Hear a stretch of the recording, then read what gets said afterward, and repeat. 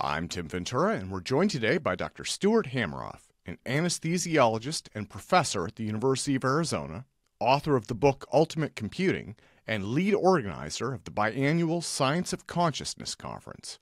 Dr. Hameroff is known for his role as the co-founder of the Orchestrated Objective Reduction Model of Consciousness, which he developed in conjunction with physicist Sir Roger Penrose in the early 1990s.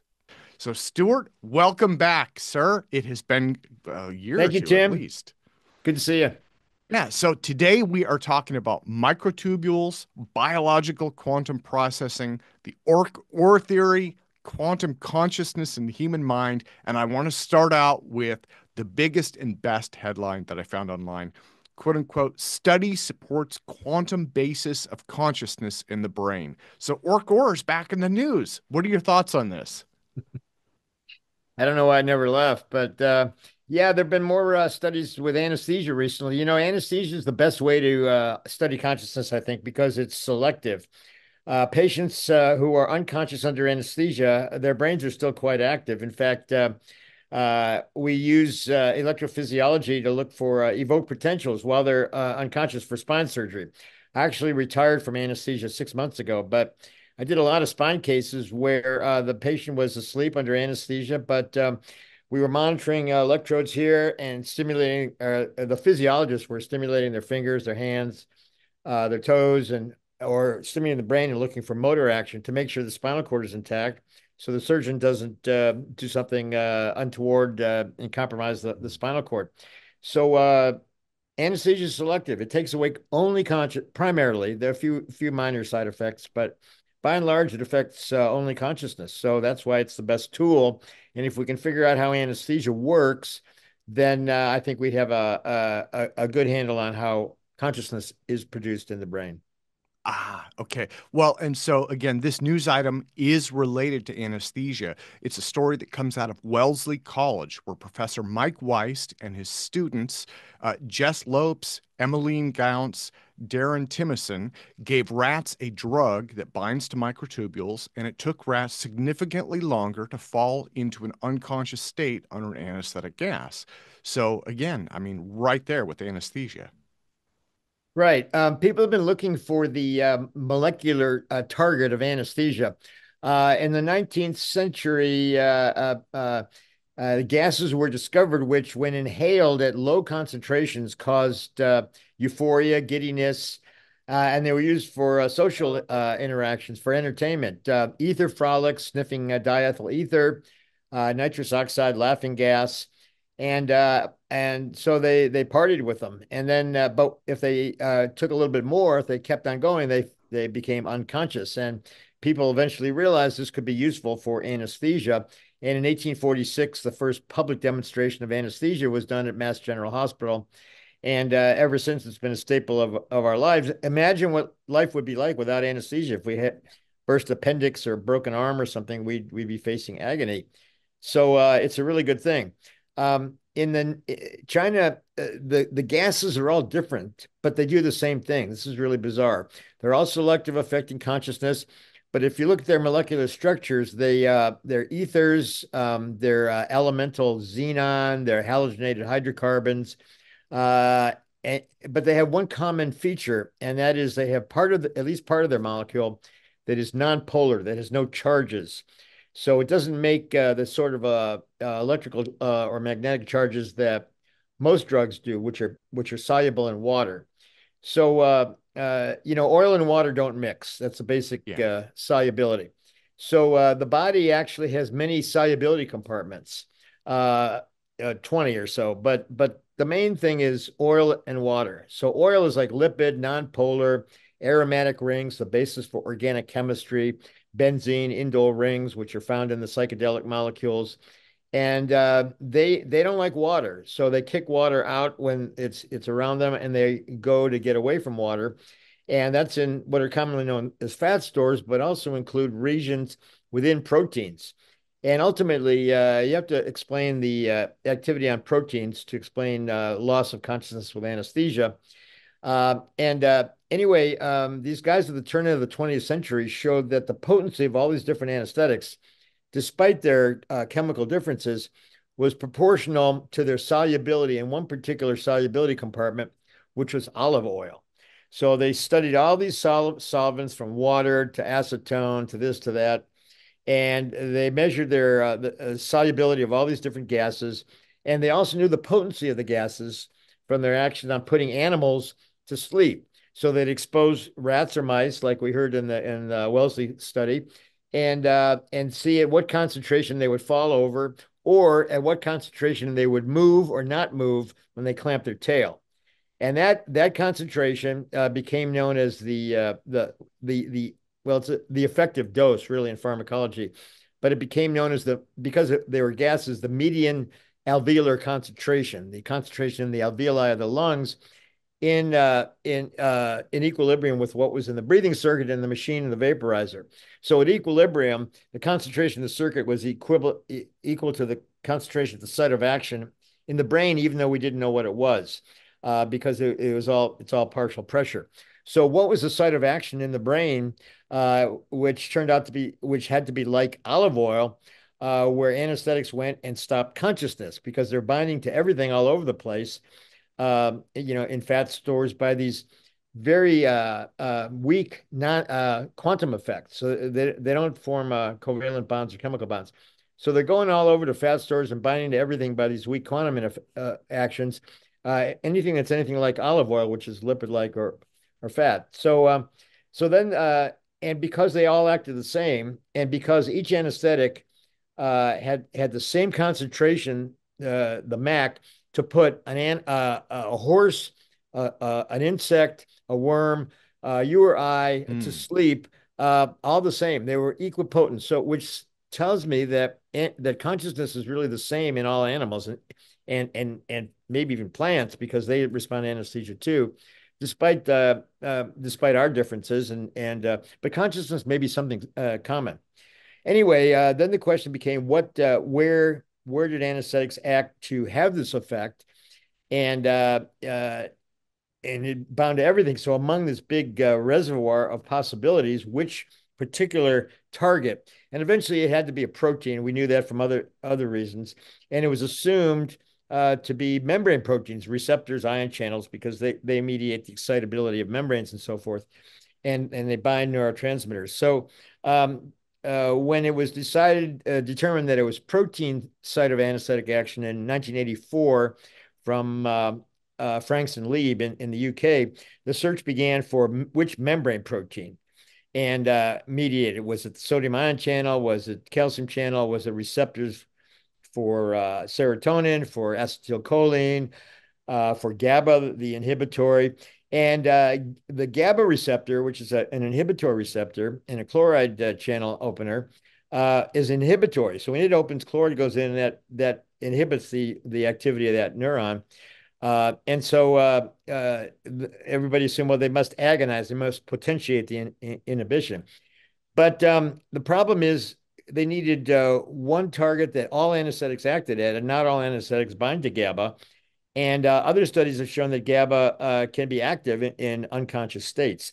So it's not GABA. And in 2008, all the leaders in the field concluded that all the 25 years of study of which membrane protein was futile, and they gave up. They quite literally said, we need a new paradigm. It's not membrane proteins. It's not one membrane protein. It's not any group of membrane proteins. It must be something else. So I thought this was a great day, and when I read that, and I wrote to everybody involved, I said, well, yeah, it's microtubules, because I've been thinking that anesthesia acts on microtubules for a long time, and there's actually evidence.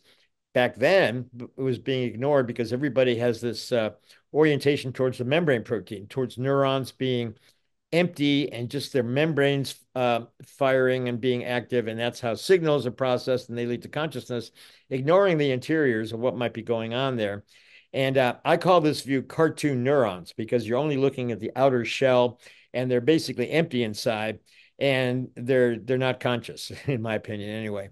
But cartoon neurons are actually the party line in neuroscience and the neuroscience of consciousness and philosophy, and plays up to AI very well, because AI neurons are no different than cartoon neurons. So this has caused leading figures like Chalmers and others to say that AI is going to be conscious inevitably because, as he says incorrectly, silicon is no different than biology. Well, that's completely wrong, but nonetheless, that's their argument for Well, cartoon neurons. Anyway, if it's not membrane proteins that mediate consciousness and anesthesia, what is it? So back in 1846, actually, the same year that the first human anesthetic was performed, Claude Bernard, a famous scientist, was studying amoeba. Amoeba crawl along by oozing their microtubules, and then the actin flows, and they ooze along. And he exposed them to the anesthetic gas chloroform, where they just stopped in their tracks. And then when he blew off the chloroform, replaced it back with air or oxygen, they resumed their motion. So that was interesting. And chloroform's a good anesthetic, and presumably any other anesthetic would do that. And in fact, recently in the last 10 years, people have studied this same amoeba, the same slime mold organism that oozes its tentacles in different directions. And this guy, Adam Adamatsky, and his colleagues and many others uh, constructed these wells with food and aversive stimuli in all the different radial spokes, kind of like the different corners of the well, so they can have attractions or aversions. And they designed a study that was basically the traveling salesman problem. In computer science, there's this problem of an NP complete problem where the salesman has to go to all these different cities, which is the most efficient way order to go. And it's actually pretty sophisticated problem. It's been solved fairly easily in recent years. But the point is that Adamatsky designed a traveling salesman problem for an amoeba, which solved it. It's oozing its microtubule based pseudopods in different directions, solve the traveling salesman problem. So it doesn't say that that's conscious, but that's certainly intelligent, or at least problem solving. And that's what was being blocked by anesthesia. So then in 1968, these guys, Allison and Nunn, John Nunn, who actually I met, who was British anesthesiologist and friend of my first chairman, Bernal Brown, did a study on actinosphaerium, which is a tiny urchin with spikes coming out of it that are actually made of microtubules. And if you cut the spikes, you see a double helical array of microtubules longitudinally. When they exposed these things to halothane, these axonemes depolymerized. They were gone. They just collapsed.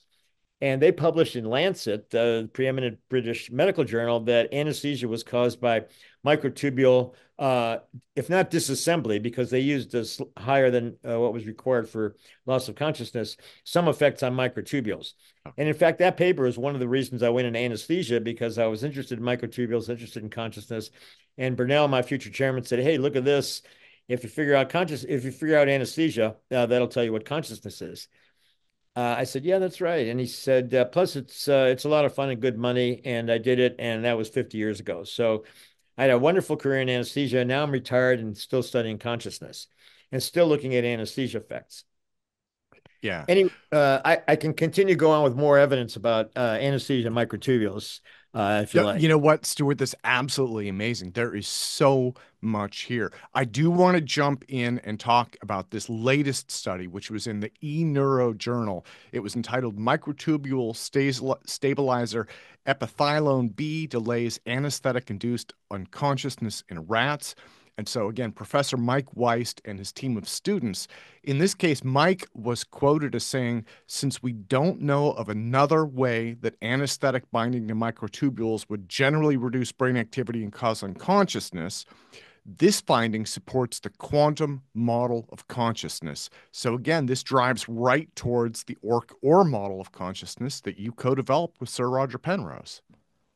Yeah, that was very kind of him to say. I mean, he could have just left it at, well, anesthesia acts on microtubules, but anesthetics also act by quantum effects, and ORCH OR is the only theory of consciousness based on microtubules. So it's a logical deduction. And actually, I was so pleased. I invited him, and he'll be a speaker at our conference in Barcelona, the Oh, Science of wonderful. Consciousness, next July. So great, interesting study. A small college, a great school, small neuroscience, doing a very Compared to all the highfalutin electrophysiology and technology, a very kind of low-tech study, but it just shows what a good brain can figure out to do. And, pretty low budget, a few mice or a few rats, students did the work, and they did a major league study. Let me, there's actually something similar done by Eckenhoff's group at Penn in a retrospective clinical study. The drug Taxol, which is similar to Epothilone B, they both bind microtubules and stabilize the microtubules. And they're used in cancer because in cancer, well, in cell division, the microtubules disassemble and form mitotic spindles for cell division. And if you stabilize them, they can't disassemble to make the mitotic spindles, so you're blocking cell division. That affects cancer cells more than normal cells. Neurons don't divide, so they don't care whether they don't have to disassemble.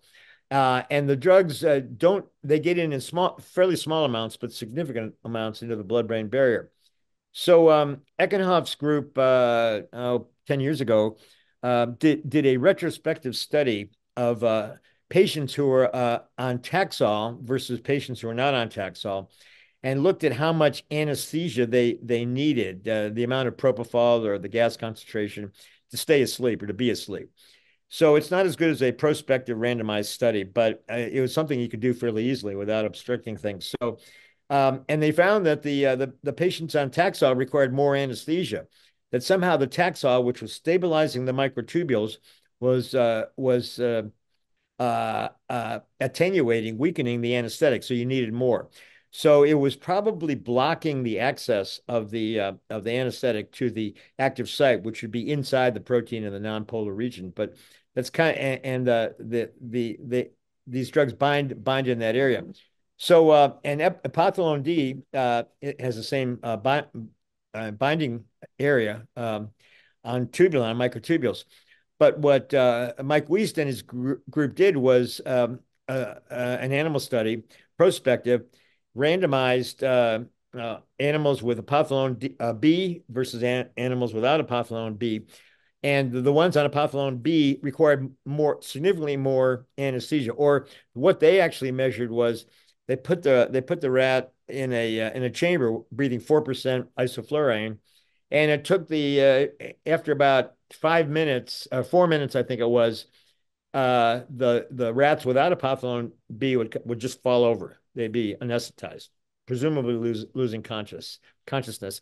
And I think rats are conscious. I don't know how they could not be, but some people question that. But anyway, but the animals on Epothilone B required an extra minute, 5 minutes, let's say, which is a highly significant amount, and it was statistically significant.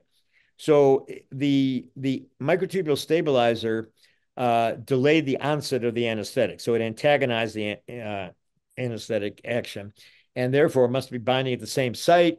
Therefore, microtubules must be the site of action of anesthetic. You couldn't tell just by looking at where they bind, because they bind all over the place. They bind to at least 70 proteins in a neuron, half in the membrane, half in the cytoplasm.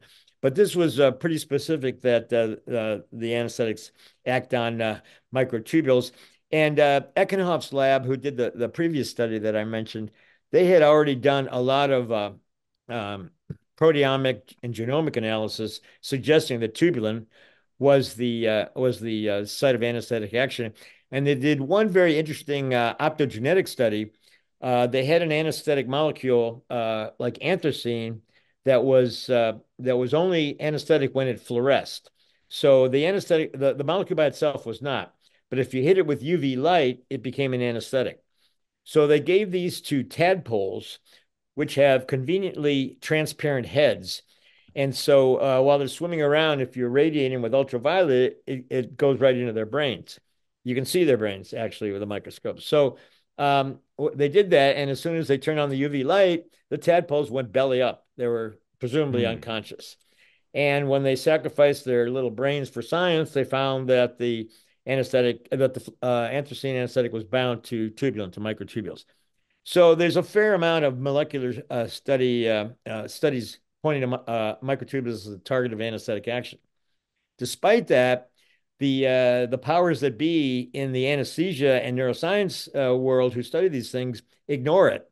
And in fact, when it was proved and really nailed down recently that GABA cannot be the mediator of anesthetic, they gave up on this whole correlation unitary action thing that came back from Meyer Overton at the turn of the 20th century, that had kind of been the Rosetta Stone of anesthetic research.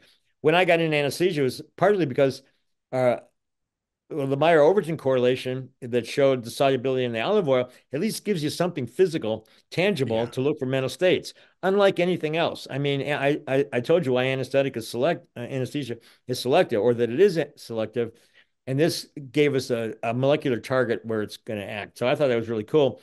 But because it didn't fit with any of the membrane proteins, and because most people in anesthesia, neuroscience, philosophy are committed to the cartoon neuron approach, where only membrane proteins matter and what's inside the neuron doesn't matter. They gave up on Meyer Overton. They gave up on a unitary mechanism and went back to these emergence and complexity arguments, which I think is no better than saying abra and cadabra. Well, Complexity, wave your hand, So, blah, blah, so blah. Stuart, if it's okay, let me jump in, and I'm jumping around on my questions a little bit here, but I wanted to ask about, so you've talked about the cartoon neuron, right? Or the traditional neuron. So basically this fires, you have an electrical signal that goes down down the shaft of the neuron, and then it jumps across the synapse, and that gets repeated, right? You have these action potentials. So again, what we are saying here is it appears that microtubules are involved with consciousness. Do they do that by mediating the synaptic firing? Are they changing the way synapses fire? Or is consciousness something at a cellular level that's below the synapses? Excellent question.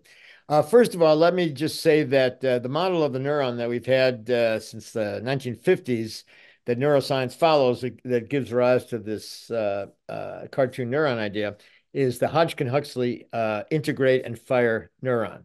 Yeah. So a neuron has one part that has dendrites that receive inputs and a cell body that they all kind of converge on.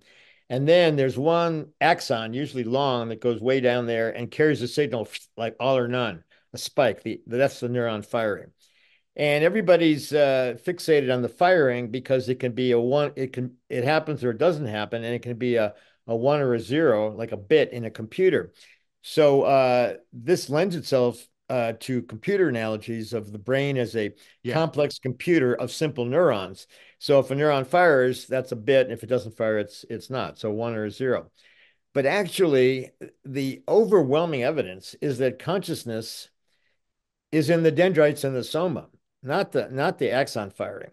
I think by the time the axon fires, there's already been consciousness that's and the firing is just conveying the message to move my finger or say this word or whatever. It's carrying out the orders, conveying messenger boys. It's a little bit derisive, but I think the action is in the microtubules, in the dendrites and the soma. That's where anesthetics act on the postsynaptic side. And there you don't have these all or none firings. You have kind of an analog system where membrane at the membrane, at least, where it's all integrated, and when it reaches a threshold, that fires. Well, it turns out the threshold in conscious neurons varies from firing to firing, so it's not a common threshold. There's something else going on in the dendrites and soma that have to influence that, and I think that results in consciousness.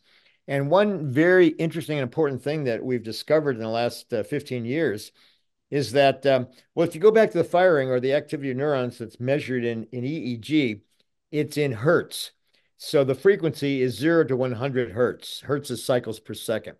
So the alpha rhythm is about 10 hertz. The gamma rhythm is about 40 hertz. The theta delta is slower, and so forth. And these all comprise the EEG.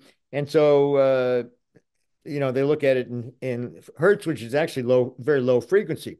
Because if you look at the microtubules, and my friend Anirban Bandyopadhyay, working at the National Institute of Material Sciences in Japan, in Tsukuba, has shown for 15 years that microtubules have much higher frequency oscillations that are coherent, not only in hertz, but also kilohertz, 1,000 cycles per second, megahertz, a million, gigahertz, a billion, terahertz, a trillion, and so forth. Every three orders of magnitude, we see these resonant vibrations in microtubules. In fact, they seem to be what are called time crystals. Microtubules are acting as time crystals with these high frequency oscillations. And that is, I think, is where anesthesia acts. But stepping back for a second, so we have all this high frequency stuff going on inside that's organized and coordinated. And in fact, we can measure it from the scalp now. Um, and personally, I think EEG is going to be obsolete in a year or two because we're going to have Hmm. this much higher frequency. It's kind of like if you go to the symphony, and you're only hearing the low frequency bass or the percussion. Yeah. That's what EEG is. It's the low frequency, blah, blah, blah, blah, and you're missing the piccolos and the violins and all the other stuff. And not to mention the fact I think consciousness is more like music than computation anyway.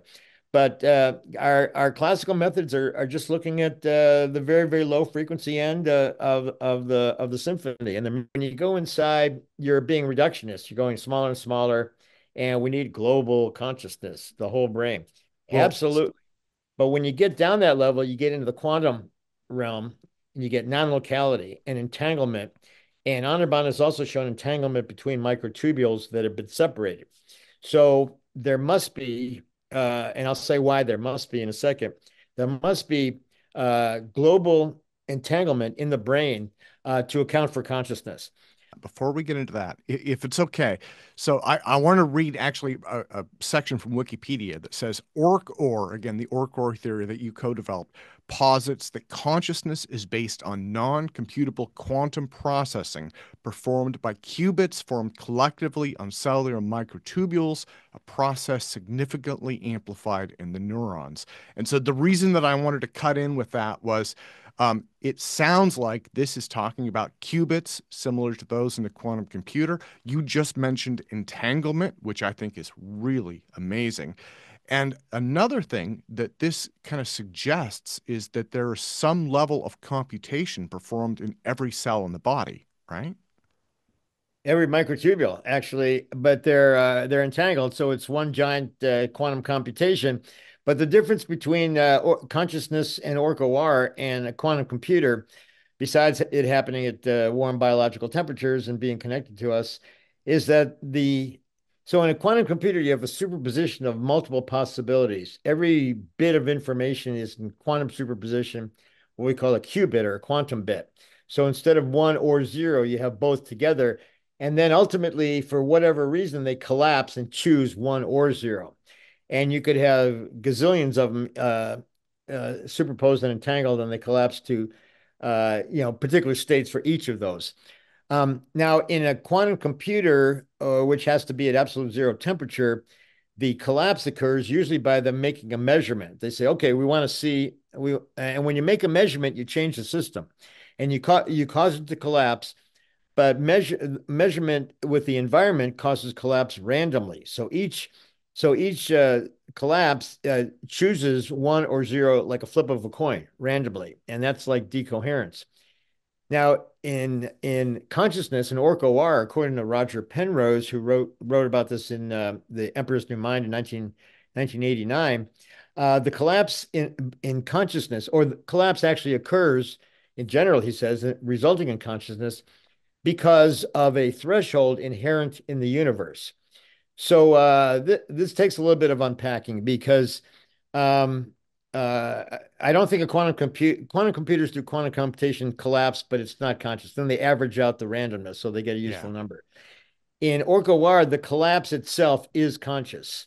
It's an actual the actual event, the process of collapse is like an individual frame in a movie or a video. So you go to Okay. the movies and you're the observer, but you see a continuous scene, but it's actually a sequence of frames. I think we have individual frames of consciousness in our brains, in our microtubules that happen quite frequently, actually, probably 10 million times a second in our brains, but it obviously appears continuously. But then that's too fast, so it has to kind of slow down for our cognitive epochs, and that occurs through interference, like beat frequencies in music. So we get slower and slower and slower, and there's actually pretty good evidence for this happening in the brain now. So I think that The first point is that there's entanglement between microtubules in one neuron as well as other neurons, and probably across the whole brain.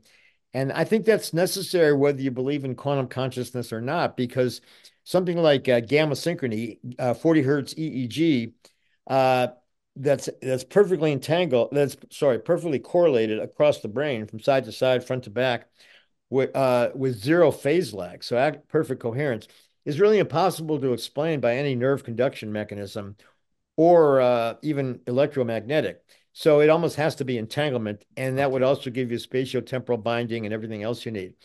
And as I said, Honorbahn has shown entanglement between separated microtubules, and I think eventually we'll be able to show, I hope, entanglement among different parts of the brain in an active brain. And so that gets around the reductionist problem, because even though you're going further down and more localized, you're connecting laterally, you might say, or through entanglement with other components of that brain, and maybe even other brains, or maybe even other things in the universe. This opens the door for all kinds of non-locality and out-of-body experiences and so forth, which normal neuroscience says is impossible, but they don't have an explanation for consciousness. So how can they say, until they can explain consciousness in the brain, I don't think they can rule out consciousness out of the brain. So microtubules are used not only for consciousness on a brain level or a holistic level, but they're also used to coordinate operations inside of the cells, right? All cells, yeah, yeah, and they're the kind of the jack of all trades. They provide structural support. They're the nervous system. They move things around. The centriole, which is kind of the brain of the cytoskeleton, is an incredible thing that we should be studying. And in fact, the centriole, which is a megacylinder of microtubule pairs with Mm. two of them at right angles, one of them protrudes out through the membrane of neurons and are like antenna. It's called the primary cilium. And these things almost have to be important, and we have no clue what they're doing, but they're probably some kind of non-local antenna by electromagnetic or more likely entanglement. And for photons, there's more and more evidence that there's photons in the brain, that these quantum processes that Honorbahn's been studying, and and there's photons produced by mitochondria in the neurons, that that there's also quantum optical computing going on in the brain, and that photons are kind of the messengers in the protein, and they're coupled to the slightly to the movement of the nuclei and so forth, so that it's all a quantum thing. But they're the place where you can access the quantum activity through photons or through the aromatic rings that are more exposed, exactly where anesthetics bind. So anesthetics inhibit this quantum optical effect, which prevents consciousness, basically. Yeah. So we have blown so many minds today. I'm positive of it, right? I mean, this is a big idea. And actually, there's a lot more that I want to touch on this topic in the future. But what I want to do right now is point people to your book, Ultimate Computing. Again, that was written in 1987. It looks like you did a major overhaul of it in 2016. So I'm going to have links to that in the show notes, as well as Shadows of the Mind, a search for the missing science of consciousness. That's something that you worked on with Sir Roger Penrose. No, actually, Um, I didn't. Roger, we had just met, and he mentioned me and mentioned in there, but that really doesn't develop. It's a great book, but it doesn't really okay. develop ORCH OR. Our first paper was in 1996. That was our kind of the seminal paper, and then we revised the theory in 2014, Okay. and have a couple other papers, and I've been tweaking it ever since. And there have been some important additions, including the fleshing out the backward time effects that Roger first mentioned in Emperor's New Mind, and not to mention the evidence that we've had now. And in the meantime, all the other cartoon neuron theories of consciousness have kind of floundered and failed. They have yet to produce any evidence of any kind that I can tell. They kind of claim as evidence if, like IIT suggests that the activity consciousness is more posterior. Well, they had this big study between IIT and global neuronal workspace, and it's like, is it in the front of the brain or the back of the brain? But then they're just going by MRI activity, and they don't really know that that correlates with consciousness at all anyway, nor what causes the consciousness? Is it firing? Is it membrane depolarization? Is it microtubules? They don't know. They're just pointing. It's kind of like pin the tail on the donkey. They're just saying, well, it's here or there, and they don't know what Okay. it is. So I think they're actually flying blind, neuroscience, because they won't look inside. They absolutely refuse to consider these activities. The more, maybe it's my fault. Maybe I'm too obnoxious about it, and they say, well, we'd rather be stupid than have that guy be right. I don't know. No, you just have a ton of information. You have a ton, and I mean, these are obscure fields, right? So I think that this is one of those things where you have this cultural ideology that gets passed down, right? And it's hard to change that. They say that science moves forward one funeral at a time, and so there's kind of baggage associated with overhauling things. So I want to point people to your website as well. I'm going to drop a link in there, and Don't forget, Stu, excuse me, Tim, the Science of Consciousness conference yes, yes. in Tucson in even numbered years will be in Barcelona next July. And we've kind of taken a departure from we're kind of throwing the gauntlet down against the cartoon neurons, because this will be a we're going to feature that dispute actually. We and Because I think we have to embrace something new, because the cartoon neuron neuroscience people are they're kind of in cahoots in some way, whether they realize it or not, with AI, because AI wants cartoon neurons to be the Yeah. accepted mode, because that would make AI easily well, it could be if there's no difference, AI would be conscious. So there's all I don't want to sound like a conspiracy theorist or anything, but there's all these other things going on. So makes it very interesting. Yeah, definitely a lot going on. Stuart, let me thank you so much for your time today. It has been a true pleasure and an absolute honor having you with me. I would love to talk with you more about this in the future. Again, for today, we have covered so much ground. I think we should probably let people's minds rest and absorb kind of what we have. These are big, big ideas, and the work that you're doing is so important to the science of consciousness. Thank you, Tim. Thank you very much. And thanks, everybody, for listening, and have a great day. Thank you again. Take care.